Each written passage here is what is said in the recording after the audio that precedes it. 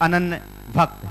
हम जो इस कार्यक्रम को ऑनलाइन देख रहे हैं उनसे अनुरोध करना चाहेंगे कि आज थोड़ा सा प्रश्नों की संख्या ज्यादा है, इसलिए समय रहेगा तो हम ऑनलाइन प्रश्नों को आज इस कार्यक्रम के अंत में लेंगे। अभी हम सीधे सीधे शंका समाधान के सत्र की ओर चल रहे हैं और प्रथम प्रश्न के लिए गुणायतन के शिरोमणि संरक्षक श्री शांति कुमार जी सौगानी, जयपुर, टोक्यो, जापान। नमोस्तु गुरुदेव, नमोस्तु गुरुदेव, नमोस्तु गुरुदेव। गुरुदेव, मेरा प्रश्न ये है कि धनोपार्जन को पाप की श्रेणी में क्यों बताया गया है? बिना धन के तो कोई काम ही नहीं होता है, और ऐसा तो है नहीं कि सारा ही धन हम पाप करके ही कमाते हैं, अच्छी तरीके से भी तो कमाते हैं। इसलिए धर्म करते हैं, धर्म के लिए धन की भी जरूरत होती है, और ये जितने भी मंदिर वगैरह इनमें भी धन की जरूरत होती है, इसलिए धन को पाप की श्रेणी में क्यों बताया गया है? बहुत अच्छा सवाल किया है आपने। धनोपार्जन पाप है, पर अर्थ पुरुषार्थ पाप नहीं, गृहस्थ का धर्म है। धनोपार्जन कोई भी कर सकता है, लेकिन अर्थ पुरुषार्थ को विरला करता है। जो धर्म से जुड़कर अर्थ का उपार्जन करता है वो अर्थोपार्जन की जगह अर्थ पुरुषार्थ करता है, और जो केवल पैसे के लिए पैसा कमाता है वो मात्र धनोपार्जन करता है और वो पाप करता है। आपने कहा कि धनोपार्जन को पाप क्यों कहा? हमारे यहाँ पाप का स्वरूप बहुत व्यापक संदर्भ में उल्लिखित किया गया है। पाप का मतलब है सटकाए जीव की हिंसा। तो सटकाए जीव की हिंसा किसी न किसी रूप में तो सबसे होती ही रहती है। तो बिना पाप के धन का उपार्जन नहीं होता, लेकिन हाँ, अनीति, हिंसा और क्रूरता के बिना धन उपार्जन जरूर किया जा सकता है। इसलिए हमारे यहाँ कहा गया कि धनोपार्जन तुम्हारे जीवन के लिए आवश्यक है, करो, पर धर्म से जुड़ कर के करो, उस पर धर्म का नियंत्रण हो, अर्थात नीति न्याय का ध्यान रखो, हिंसा और क्रूरता से अपने आप को बचाओ, अनैतिकता से बचाओ, और उसके बाद उपार्जित धन को धर्म में लगाओ। धर्म के नियंत्रण से धर्म का उपार्जन करो। धर्म के नियंत्रण पूर्वक धर्म के नियंत्रण पूर्वक धन का उपार्जन करो, और उपार्जित धन का धर्म ध्यान में लगाओ। यानी धनोपार्जन करते समय धर्म का ध्यान रखो, और धनोपार्जन के बाद धर्म का ध्यान करो। ये चीज़ें अगर करोगे तो जीवन सफल और सार्थक होगा। गृहस्थों को पूरी तरह धन से रिक्त रहने की बात नहीं कही। ये कहा गया कि धन को अपने जीवन में द्वितीय स्थान दो। जीवन और धर्म हमारा पहले स्थान पर है। धन जीवन निर्वाह का साधन है, इसलिए उसे साधन की तरह स्वीकार करो। धन का संग्रह करो, पर उसे परिग्रह मत बनने दो। अपने द्वारा उपार्जित धन का पाप में प्रयोग करने की जगह परमार्थ में प्रयोग करो, ताकि ये धन स्वपर के कल्याण का साधन बने। इसलिए यदि आप धन का उपार्जन करते हैं तो ये तो तय मानना कि धनोपार्जन में पाप तो होता है, लेकिन उपार्जित धन से आप पुण्य जरूर कर सकते हैं। इसलिए अपने पाप को पुण्य में परिवर्तित करना चाहते हो तो धन का सदुपयोग करो। देखिए, मैं आपके पाप को पुण्य में बदलने का एक बहुत सुंदर उपाय बताता हूँ। आप लोग अपने पाप को पुण्य में बदलना चाहते हैं? सब बदलना चाहते हैं? एक पल में आपके जेब में जो रुपया है ना, वो क्या है? परिग्रह है। और परिग्रह 5 पापों में एक पाप है। आपके जेब में जब तक वो रुपया है वो परिग्रह है, और उस रुपये को आप जेब से निकाल कर मंदिर के गुल्लक में डालें, वो दान हो गया। परिग्रह पाप है और दान धर्म है, पुण्य है। तो ये पुण्य, पाप को पुण्य में परिवर्तित करने का तरीका केवल यही है कि धन का सदुपयोग करो, अच्छे कार्य में उसका निवेश करो। पल में पाप पुण्य में परिवर्तित हो जाएगा और तुम्हारे जीवनोत्थान का आधार बन जाएगा। नमोस्तु गुरुदेव, नमोस्तु। आगे तैयार रहेंगे मीनाक्षी प्रवेश जैन, गुणायतन के दृष्टि हैं। इसके बाद आगे तैयार रहेंगे महावीर कासलीवाल जयपुर, शैलेंद्र जैन जयपुर, सतीश मोदी सागर। नमोस्तु गुरुवर। गुरुवर के चरणों में त्रिबार नमोस्तु।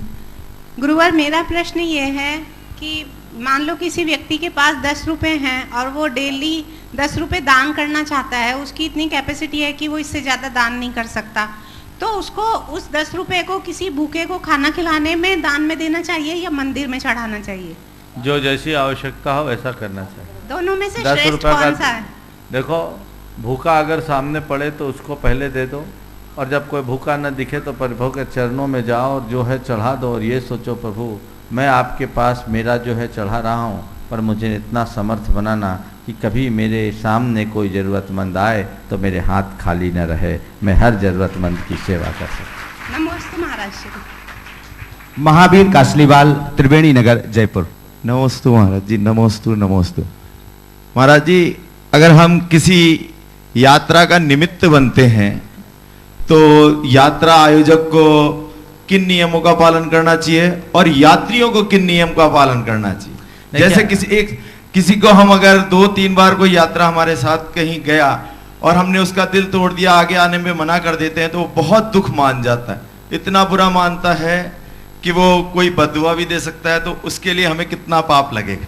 देखिए, सबसे पहले तो तीर्थ यात्रा एक बहुत पवित्र कार्य है और जीवन में व्यक्ति को अपनी शक्ति भर इस तरह की यात्राओं की शुरुआत करनी चाहिए, करानी चाहिए। जहाँ तक तीर्थ यात्रा करने का सवाल और कराने का सवाल है, वे लोग बड़े भाग्यशाली हैं जो तीर्थ यात्रा कराते हैं और करते हैं, पर इसमें कुछ खास बिंदुओं का ध्यान रखना चाहिए। हमने देखा आजकल तीर्थ यात्रा कराने की प्रवृत्तियाँ बढ़ी हैं, पर जितने लोग तीर्थ यात्रा कराते हैं वो तीर्थ यात्री को बाराती बना कर ले जाते हैं। गाड़ी में बैठने नहीं है कि खाना पीना शुरू हो जाता है और आते तक यही चलता है, और लौट करके आते हैं तो कहते हैं बहुत बढ़िया यात्रा कराई। उनसे पूछो कि उन तीर्थों में जहाँ गए वहाँ कितनी वंदना की, वेदियों में कितनी आराधना की, पूजा की, जाप किया, पाठ किया, सामायिक किया, वो एक तरफ। यहाँ से गए, खाना पीना शुरू किया, भगवान के चरणों में अपना मत्था टेका, अपने कमरे में जाके सिमट गए और मौज मस्ती या पुरानी गाथाओं में लग गए या एक दूसरे की आलोचना प्रत्यालोचना में रम गए, तो उससे क्या पुण्योपार्जन होगा? तो मैं आप सबसे कहता हूँ, तीर्थ यात्रा का सच्चा आनंद लेना है और लोगों को दिलाना है। तो जब भी तीर्थ यात्रा के लिए निकले, तीर्थ यात्री की एक मानसिकता बनाएं कि हम इस तीर्थ यात्रा में जा रहे हैं, इस यात्रा में पवित्रता का और संयम का पूरी तरह से ध्यान रखेंगे। जैसे एक विधान का अनुष्ठान होता है, तो 8 दिन के विधान में आप लोग रात्रि में 4 प्रकार के आहार का त्याग करते हो, दिन में बार बार खाने पीने का त्याग करते हो, अशुद्ध और अभक्ष्य पदार्थों का त्याग करते हो। अरे तुम तीर्थ यात्रा के लिए गए और तीर्थ यात्रा में भी तुम्हारी वही दिनचर्या हो जो आम दिनों में होती है, तो तीर्थ यात्रा से तुम्हें कोई लाभ नहीं मिलेगा। तो जब भी तीर्थ यात्रा में निकलो, खुद के साधन से या किसी दूसरे के माध्यम से, घर से निकलते समय ही कुछ अपने आप को संयम में बांधो। ये तय करो कि जितने दिन की मेरी तीर्थ यात्रा है उतने दिनों तक मैं अभक्ष्य पदार्थों का सेवन नहीं करूँगा, रात्रि में कुछ भी नहीं लूँगा, पानी तक नहीं लूँगा, और जब किसी क्षेत्र पर पहुँचूँगा तो यथासंभव एकासन करूँगा। आप तीर्थ क्षेत्र पर जाए तो सुबह वंदना कीजिए, मध्याह्न में विधान कीजिए, भजन कीजिए, जाप कीजिए, पाठ कीजिए, स्तुति कीजिए, और अपने साथ एक कोई स्वाध्याय कराने वाले व्यक्ति को ले जाए, उससे उपदेश सुनिए, और तीर्थ यात्रा करके ऐसे लौटिए जैसे आपका पूरा जीवन परिवर्तित हो गया। उस तीर्थ यात्रा को अपने जीवन का टर्निंग पॉइंट बना लीजिए। अगर तीर्थ यात्रा के बल पर तुम्हारी सोच बदली और तुम्हारे सम्यक दर्शन में कारण बन गया, तो ये तुम्हारे जीवन की एक बहुत बड़ी उपलब्धि होगी, और जिस व्यक्ति ने ऐसी यात्रा को कराया वो भी महान पुण्य का भागीदार बनेगा। तो तुम लोग तीर्थ यात्रा जो करते हो, जिस तरह की तीर्थ यात्रा करते हो, वो केवल मौज मस्ती की यात्रा बन जाती है। सामने वाला पुण्योपार्जन नहीं कर पाता, खर्च बहुत होता है पर उसका आउटपुट नहीं निकलता। तो ये मानसिकता चेंज करो। कभी भी तीर्थ यात्रा में जाओ तो ऐसा मत करो। और आजकल तो एक गड़बड़ और हो गया, तीर्थ यात्रा में जाते हो, तीर्थ क्षेत्रों में भी तुम्हारे कमरे में टीवी लगी रहती है, तो हम वही चैनल देखना शुरू कर देते हो और रहा सहा चेंज खत्म हो जाता है, पाप का आश्रय होता है। ऐसी क्रियाएं नहीं करें, अपने जीवन में उसी अनुरूप बदलाव करने का प्रयास करें, और इस तरीके से तीर्थ यात्रा करेंगे तो एक अलग मज़ा होगा। आप कहोगे महाराज ऐसी तीर्थ यात्रा में सामने वाले कहेंगे कि हमारे साथ कंजूसी कर दिया। नहीं, आदमी कम जाए कोई चिंता नहीं, मैं पाप के कार्य में क्यों खर्च कराऊं? आप रात्रि भोजन तो नहीं दे रहे, लेकिन फलाहार के नाम पर क्या चीजें दे रहे? क्या उसमें जीव हिंसा नहीं हो रही? अभक्ष्य पदार्थ खिला रहे तीर्थ यात्रा के मांगलिक प्रसंग में, तो तुम उससे जितना पुण्य कमाएगा वो तुम्हारे निमित्त से गया, पुण्य तुम्हारे हिस्से में आएगा, तो वो जो पाप कर रहा है वो पाप भी तो तुम्हारे हिस्से में आएगा। एक नियम बना दो कि हमारे यहाँ इस तीर्थ यात्रा में जिसको जाना है इस तरह के नियम से जाना है, संयम से रहना है, सादगी से जीना है, चलना है तो चलो, नहीं तो मत चलो। दूसरा सवाल, हर व्यक्ति की अपनी एक सीमा होती, 2 को, 4 को, 10 को, 20 को ले जाए। यदि आपको कोई लगातार 3 वर्ष ले गया और चौथे वर्ष किसी दूसरे को ले जा रहा है, तो मायूस होने या सामने वाले को भला बुरा कहने की जगह धन्यवाद देना चाहिए कि तुमने हमें कितनी बड़ी कृपा की, 3 बार अवसर दिया, यह अवसर अब मुझ जैसे किसी और को भी मिलना चाहिए, बहुत बहुत धन्यवाद। ये तुम्हारा राइट थोड़ी है। किस आधार पर आप उसको बद्दुआएं देते हैं? ये बहुत वैचारिक दरिद्रता का द्योतक है।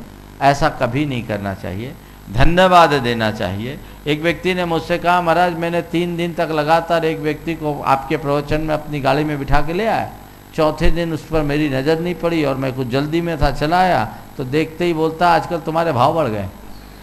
धन्य है, तुम्हारे बाबूजी का नौकर थोड़ी है वो।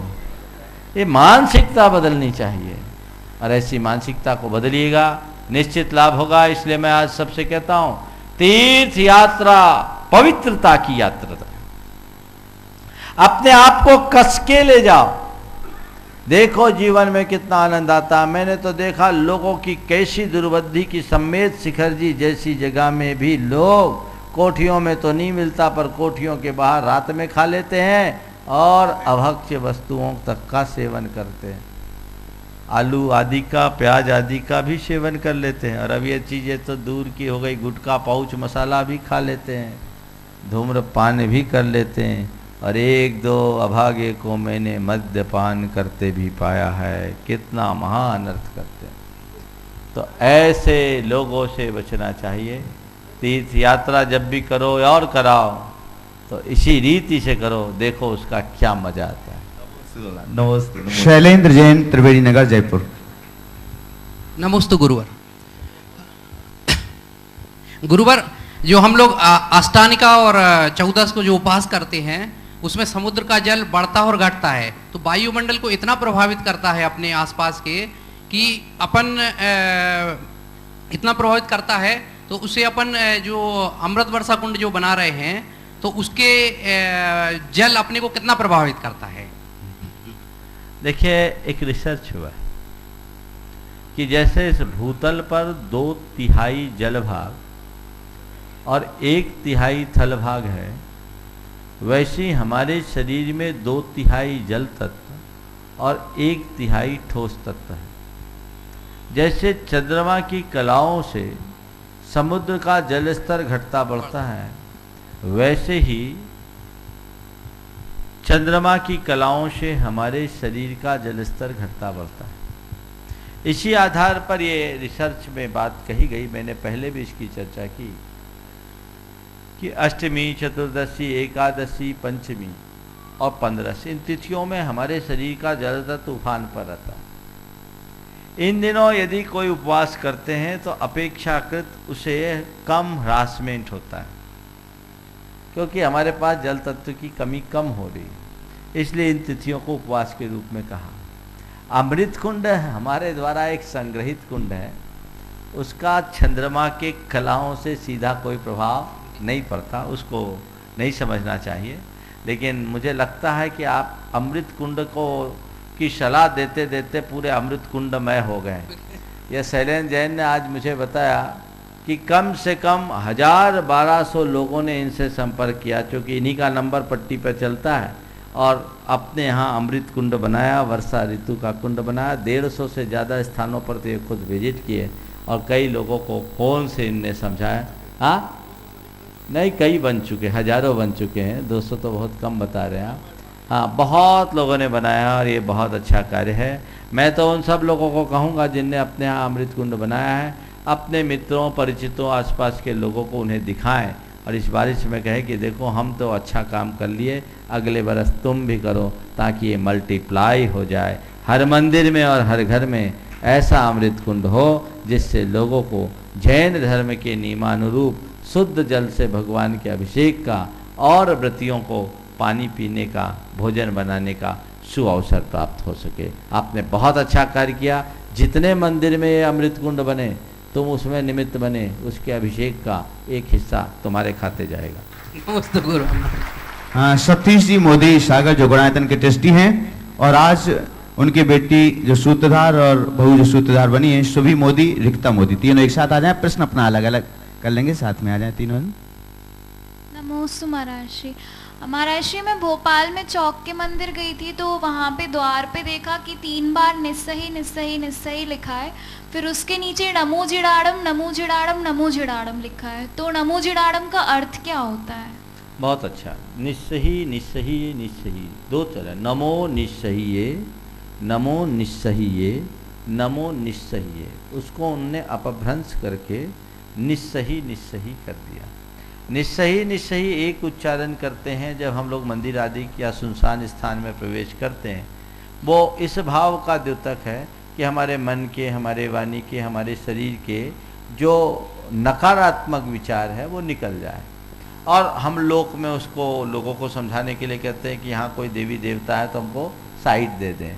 खैर दोनों अर्थ है, अपनी जगह है, पर मैं उसे अपने शारीरिक, मानसिक और आपके जाकर के वचन संबंधित वाचिक विकारों से अपने आप को दूर करते हैं। निगेटिविटी जब तक हमारी ख़त्म नहीं होगी, भगवान के दरबार से हम कुछ नहीं पाएंगे। लेकिन वहाँ जो लिखा है वो नमो निस्सही लिखा है तो गलत है, मैंने तो देखा नहीं। वहाँ लिखना चाहिए नमो निस्सहिये, नमो निस्सहिये, नमो निस्सहिये। वहाँ पे निस्सही निस्सही निस्सही जो लिखा मैं है। बोल रहा हूँ सुनो, होना क्या चाहिए बता रहा हूँ। अगर भोपाल वाले सुने तो इस पर भी विचार कर ले। निस्सहिये, निस्सहिये, नस्सहिये का मतलब है, निस्सहिये का अर्थ होता है निषीदिकाये। नमो निषीदिकाये, नमो निषीदिकाये, नमो निषीदिकाये। इसी निषीदिका शब्द से नसिया शब्द बना। निषीदिका का अर्थ होता है जिनालय, जो नियम से सिद्धि का कारण हो उसका नाम निषीदिका। इसके 11 अर्थ बताएं। उसमें जिनालय, मुनियों की समाधि स्थली, तीर्थंकरों की निर्वाण स्थली, हमारे सारे सिद्ध क्षेत्र, ये सब निषीदिका के अंतर्गत आते हैं। तो हम लोग निषीदिका बंधन करते हैं, तो वहाँ नमो निश्चहिये, नमो निश्चहिये, नमो निश्चहिये हम लोग भी बोलते हैं। नमो जिनानम, नमो जिनानम, नमो जिनानम, नमो निश्चहिये, नमो निश्चहिये, नमो निश्चहिये। पहले नमो जिनानम बोलना चाहिए, जिनेंद्र भगवान को मुझे मेरा नमस्कार हो। नमो जिनानम, नमो जिनानम, नमो जिनानम। जिनेंद्रों को मेरा नमस्कार हो, जिनेंद्रों को मेरा नमस्कार हो, जिनेंद्रों को मेरा नमस्कार। नमो निश्चहिये, नमो निश्चहिये, नमो निश्चहिये। जितनी भी जिन प्रतिमाएं हैं, जितने भी जिन मंदिर है, जितने भी धर्म स्थल है, उन सबको मेरा नमस्कार हो, नमस्कार हो, नमस्कार हो। तो नमो निस्सहिये जो शब्द है वो जिन मंदिर के नमस्कार के लिए है। निस्सही शब्द शुद्ध नहीं है, उसे निस्सहिये पढ़ना चाहिए। नमोस्तु महाराज। हाँ। नमोस्तु महाराज जी। हम लोगों के प्रतिक्रमण जब हम लोग करते हैं तो निषीदिका बंधन में ये चलता है, नमो जिनानम, नमो जिनानम, नमो जिनानम, नमो निस्सहिये, नमो निस्सहिये, नमो निस्सहिये, फिर अनंत सिद्ध, ऐसा चलता है। बोलिए। महाराज जी, जब हम शिखर जी की वंदना करते हैं तो हर एक टोक पे जो अर्घ पढ़ते हैं, उस अर्घ के नीचे लिखा रहता है कि हमें इतने उपवासों का फल मिलेगा इस अर्घ को चढ़ाने से। तो फिर हम उपवास क्यों करते हैं जब हमें अर्घ चढ़ाने से? बहुत अच्छी बात हुई। आप बाजार में जाती हो तो कोई प्रोडक्ट खरीदती हो तो स्कीम में कुछ फ्री भी मिल जाता है, मिलता है ना। तो वो जो स्कीम में फ्री मिलने वाली चीज़ है वो प्रोडक्ट खरीदने में मिलती है कि ऐसे ही फ्री मिल जाती है? हाँ, माइक पे बोलो। प्रोडक्ट खरीदने पे। तो पहले प्रोडक्ट खरीदोगे तो स्कीम की चीज़ मिलेगी। वहाँ जो उपवास का फल मिल रहा वो स्कीम का मिल रहा, उससे पेट नहीं भरेगा। प्रोडक्ट खरीदो, तुम जो उपवास करोगे वो प्रोडक्ट होगा। तो एक उपवास करके शिखर जी की वंदना करोगे ना तो उतना फल मिलेगा, समझ गए? इसलिए प्रोडक्ट खरीदो फिर स्कीम का फायदा लो। संजय जी गोधा धन्यवाद से गुणायतन के ट्रस्टी हैं, आगे तैयार रहेंगे अनिल जी जैन गोटेगांव, अभिषेक जैन जबलपुर। नमोस्तु गुरुवर। हमारे ग्रस्त जीवन में उदारता व संयम को आचरण कैसे करें? गृहस्थ जीवन में उदारता लाने के लिए और संयम अपनाने के लिए क्या करें? सदैव उदार व्यक्तियों को अपने जीवन का आदर्श बनाओ, उदारता के परिणामों को देखो, हर बात को पॉजिटिवली सोचो, अपने हितों के साथ साथ औरों के हितों की चिंता करो, अपनी संवेदना को व्यापक बनाओ। ये तुम्हारे हृदय में उदारता को विकसित करेगी। इसी के साथ अपने जीवन में संयम लाने के लिए हमें तत्व का अभ्यास करना चाहिए, वैराग्य का चिंतन करना चाहिए और गुरुओं का समागम पाना चाहिए, जिससे हमारे मन में संयम की प्रेरणा मिले और क्रमशः हम धीरे धीरे संयम के मार्ग में बढ़ते हुए परम संयम को प्राप्त कर सकें। अनिल जैन गोटेगांव। सकल जैन समाज गोटेगांव की ओर से गुरुवर के चरणों में बार बार नमोस्तु नमोस्तु। प्रभु, मेरे मन में भाव है कि आचार्य गुरु विद्यासागर जी महाराज का इस बार प्रथम बार सिद्ध क्षेत्रों अतिशय क्षेत्रों को छोड़कर एक मध्य प्रदेश की राजधानी भोपाल में चतुर्मास स्थापित हुआ है, जहाँ एक बात बार बार चर्चा में आ रही है कि जो कत्ल खाने खुल रहे हैं ऐसी स्थापना होने की आ रही है। ऐसे में इसको क्या माना जाए कि भोपाल के लोगों का पुण्य समझें या ऐसी कुछ भावना गुरुवर के मन में है कि इस प्रकार की जो बातें आ रही हैं इनको समाप्त करने की भावना कृपया क्षमा करें। नमोस्तु। हम तो यही मानते हैं कि गुरुदेव का जो भी कार्यक्रम होता भवभाग्यवश जोगे वसाए, और ये भोपाल वासियों का प्रबल पुण्य था कि उनके चरण पड़ गए। मैंने देखा है वो कर्ता बुद्धि से कोई काम नहीं करते और उनके द्वारा सब काम अपने आप अनायास हो जाते हैं। किसी को कल्पना भी नहीं था कि इस वर्ष गुरुदेव के चरण भोपाल की ओर पड़ेंगे। सागर वाले तो निश्चिंत हो गए थे कि सब कुछ हो गया, लेकिन निश्चित भोपाल का भाग्य था। और ये पूरी जैन समाज के लिए भी एक बहुत सुखद घटना है कि जब इस धरती के इतने महान आचार्य का चातुर्मास किसी प्रदेश की राजधानी में हो रहा है और वहाँ का पूरा शासन और प्रशासन चरणों में नतमस्तक हो रहा है, जैन धर्म की प्रभावना की एक अभूतपूर्व घटना है। और निश्चित मान करके चलिए कि भोपाल जैसी जगह में उनके पदार्पण होने से निश्चित वहाँ कुछ अच्छा घटेगा और उसका स्पंदन पूरे विश्व में फैलेगा। हमें यही समझकर चलना चाहिए। नमोस्तु। अभिषेक जैन जबलपुर। नमोस्तु गुरुवर, नमोस्तु गुरुवर। गुरुवर, मेरा प्रश्न है कि जब हम वाहन से या किसी दूसरे उसमें यात्रा करते हैं तो हम जूते चप्पल पहने होते हैं और इस बात को भूलकर हम कभी कभी भक्तामर हमारे मुख से निकल आता है, कभी विनय पाठ निकल आता है, तो इस बात में क्या दोष है? देखिए, अगर भक्तामर विनय पाठ या कोई स्तुति आ जाती है तो स्तुति कर लो, और जैसे पता लगे कि हम जूते चप्पल पहने हैं, स्तुति बंद मत करो, जूते चप्पल उतार लो। आगे तैयार रहेंगे मधुबज अजमेर, अर्चिता जैन अजमेर, संवेक जैन अजमेर, आलोक सर्राफ ललितपुर। ब्रह्मचारी धर्मेंद्र भैया जी त्रिवेणी नगर जयपुर से हमारे बीच हैं। जिनका नाम लिया वो क्रम से खड़े हो जाओ। मुनिश्री के चरणों में कोटि सा नमोस्तु। महाराज श्री, आपके प्रेरणा और आशीर्वाद से अमृत वर्षा कुंड का एक अभियान चला और हजारों अमृत वर्षा कुंड बन रहे हैं। इसके लिए राष्ट्र, धर्म, पर्यावरण संरक्षण और जैन धर्म आचार संरक्षण के प्रति पूरा जैन समाज ही नहीं, भारत देश आपके चरणों में कृतज्ञ थे। पूरे देश से त्यागी व्रती और जो स्वाध्यायशील लोग हैं उनकी तरफ से एक जिज्ञासा बार बार आ रही है महाराज श्री, क्योंकि इस पट्टी में मेरा नंबर भी चल रहा है। और जिज्ञासा यह है कि श्रमणाचार और श्रावकाचार की अपेक्षा ये अमृत वर्षा जल पीने का क्या उसमें वर्णन है, ये जिज्ञासा है महाराज। देखिए, हमारे यहाँ कल्याणकारक नामक ग्रंथ में आकाश से सीधे गिरने वाले जल को अमृत की उपमा दी। हमारे शास्त्रों में वर्षा के जल को प्रासुक की संज्ञा दी गई है। तो इस जल को हम सीधे लेते हैं तो वो ये पृथ्वी जल काय है, जल कायिक नहीं, और इसे हम संग्रहित करके रखते हैं। तो इसमें श्रावकाचार और श्रमणाचार की दृष्टि से सबसे उपयुक्त जल है। अन्य जल स्रोतों से जल आप लाते हैं वो जलकायिक होता है, और जलकायिक जीवों को आप कदाचित प्राशुक करते हैं तो यत्किंचित विराधना भी होती है, और ठीक ढंग से पानी नहीं छानते तो त्रस्त जीवों के विघात का भी संभावना होती है। लेकिन जिन्होंने अमृत वर्षा कुंड बनाया उन्होंने जलकाय को संचित किया है, और जलकाय को संचित किया, उसे पानी छानना भी मेरी दृष्टि में केवल एक परंपरा का निर्वाह है। अगर आपने ठीक ढंग से वर्षा कुंड बना लिया है, अमृत वर्षा का कुंड, तो पानी छानने तक की आवश्यकता नहीं। हालांकि छानना चाहिए, मैं निषेध नहीं करता, क्योंकि वो हमारी परंपरा है और उसका पालन करना चाहिए। छान के बिन छानी डालना चाहिए, क्योंकि वो जल यद्यपि प्रासुक कहा है, फिर भी हमें कोई सूक्ष्म जीव इधर उधर से ना आ जाए, उनके प्रति दया का भाव रखते हुए करना चाहिए। ये हमारी चर्या के सर्वथा अनुकूल है। इसी में श्रावकाचार और इसी में मुनियों का आचार शुद्ध हो सकता है, जो आपके सेहत को, आपके धर्म को, सबको सुरक्षित रखे। हमें उसको प्रोत्साहित करना चाहिए। मधु बश अजमेर। नमोस्तु महाराज जी, नमोस्तु नमोस्तु नमोस्तु। महाराज जी, जीवन एक चुनौती है, इसे स्वीकार करो। जीवन एक स्वप्न है, इसे स्वीकार करो। महाराज जी, वस्तुतः जीवन है क्या, इसे कैसे जिए? और दूसरे शब्दों में हम बोले तो बीती ताही विसार दे, आगे के सुध ले, तो हम आगे कैसे जिए, इसका मार्गदर्शन करें। आपने जो पहले के 2 वाक्य कहे हैं, अगर उनको ठीक ढंग से समझ ले तो आगे कहने की कोई जरूरत नहीं। पहला वाक्य था आपका, जीवन एक चुनौती है, उसे स्वीकार करो, और दूसरा था जीवन एक स्वप्न है, उसे साकार करो। स्वप्न को स्वीकारा नहीं जाता, स्वप्नों को साकार किया जाता है।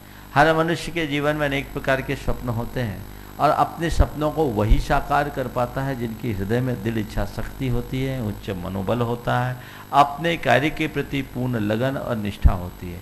यदि आप लगन निष्ठा के साथ समर्पित भाव से कोई भी काम करना चाहते हैं, तो ये मान करके चलो अपने हर सपने को साकार कर सकते हैं।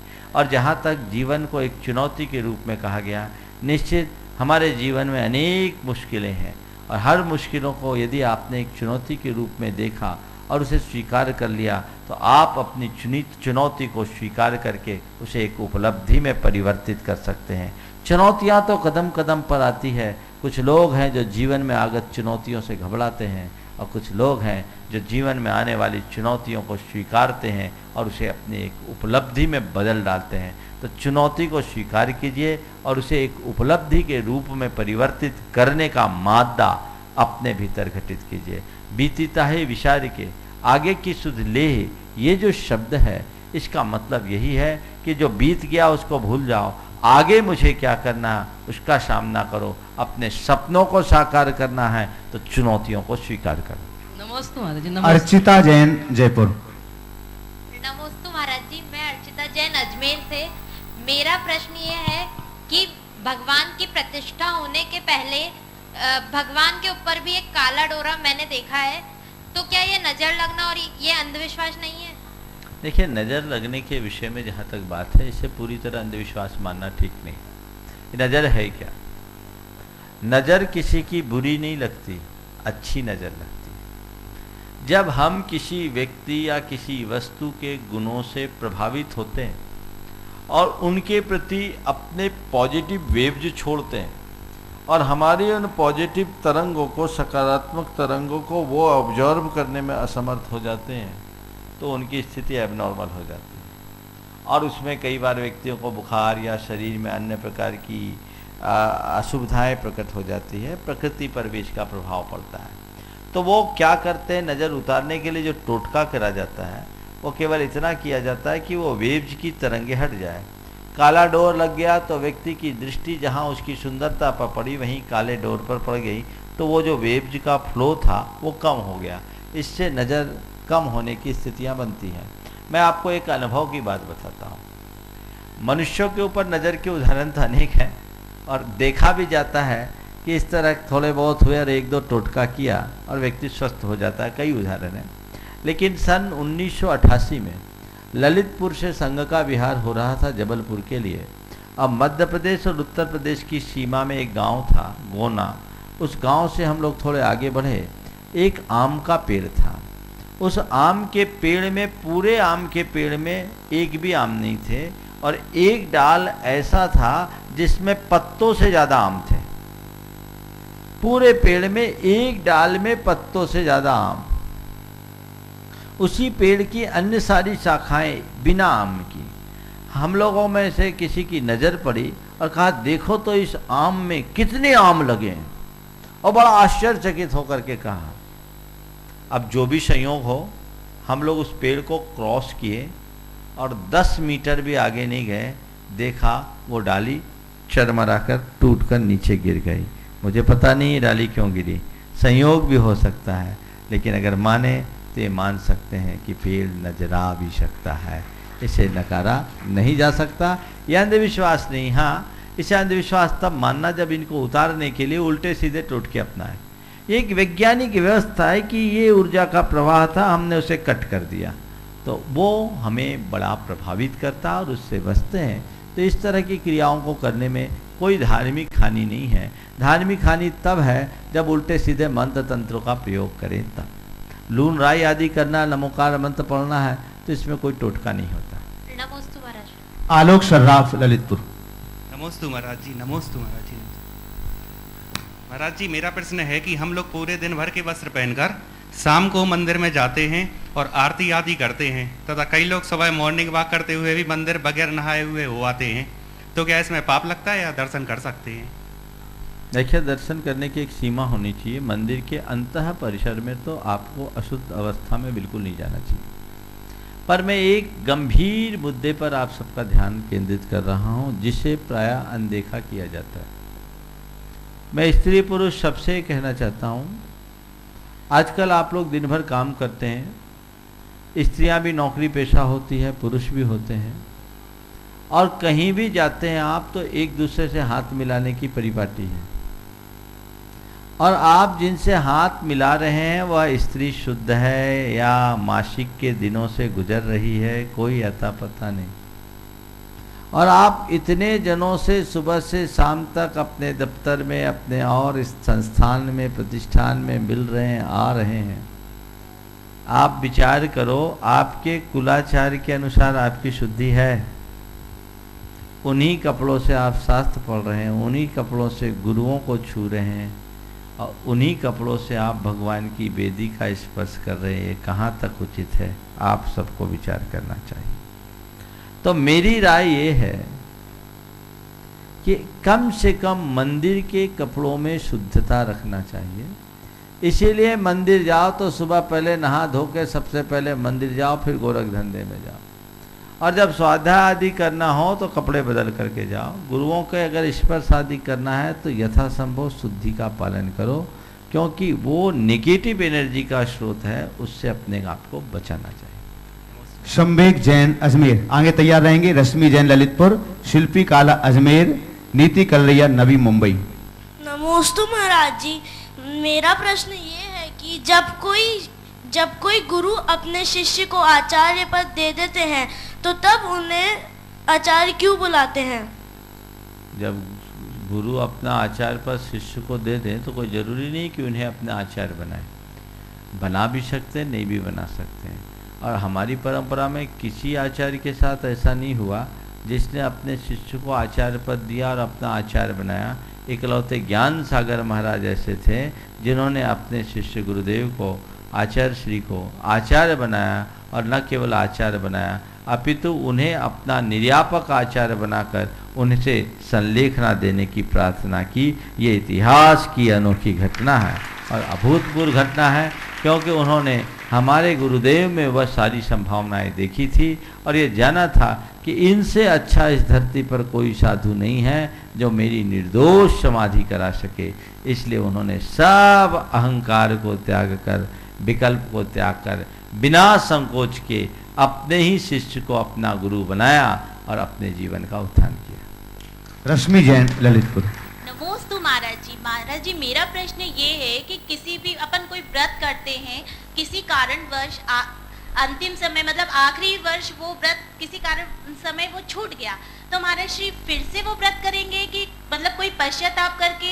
बीच में यदि व्रत ब्रेक हो गया तो व्रत ब्रेक हो गया, आपको शुरू से फिर से करना चाहिए। चलिए। शिल्पी काला, अजमेर। नीति कलरैया, नवी मुंबई। सीए आकृति इटोरिया, जबलपुर। जल्दी करो, जिनके नाम है खड़े हो जाओ। नमोस्तु महाराज जी, मेरा आज का प्रश्न है कि जब भी कोई धार्मिक व सामाजिक कार्य होते हैं तो हमेशा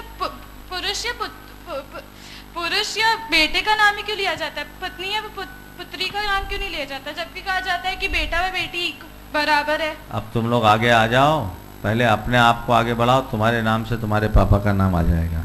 तुम लोग खुद पीछे रहते तो लोग क्या करेंगे। चलो। नीति कलरैया, नवी मुंबई। हाँ कोई बात नहीं, जिनके हाथ में आप बोल।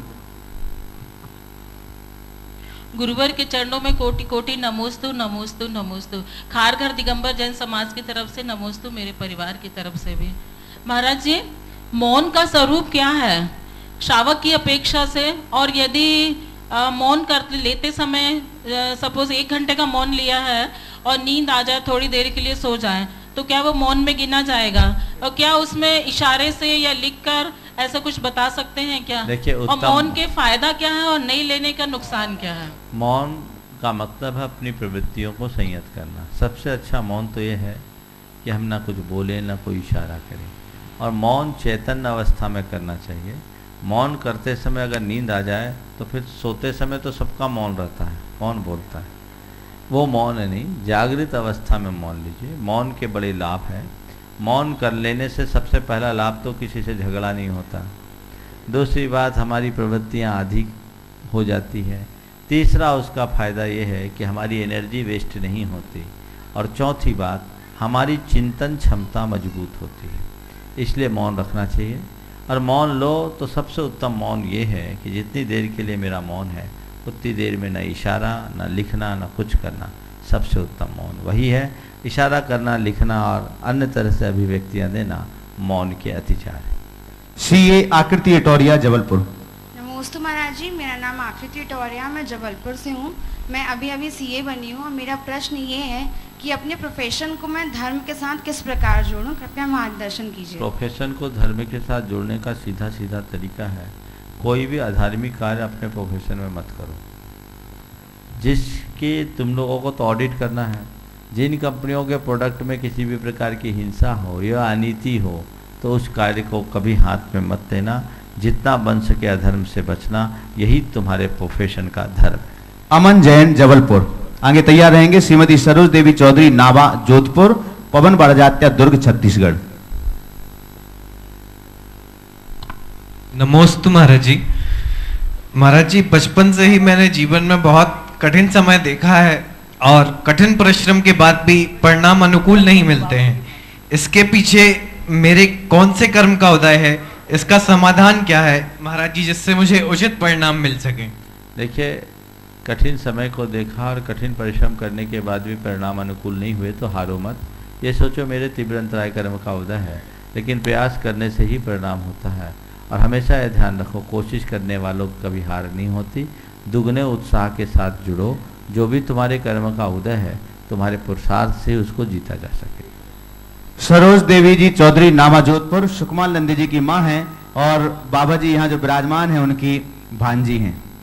नमस्ते महाराज, नमस्ते महाराज, नमस्ते। मैं श्रीमती सरोज देवी चौधरी, नावा, जोधपुर से प्रश्न कर रही हूँ। यदि किसी मकान में मंदिर की परीक्षाएं पड़ती हो या अगर नहीं पड़ती है तो उसका समस्या का क्या समाधान करें?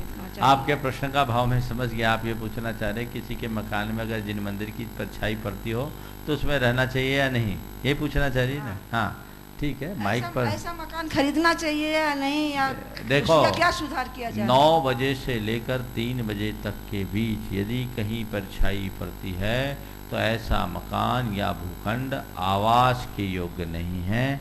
आप व्यापार के लिए भले ले सकते हैं, इसलिए ऐसा हो तो खरीदो मत।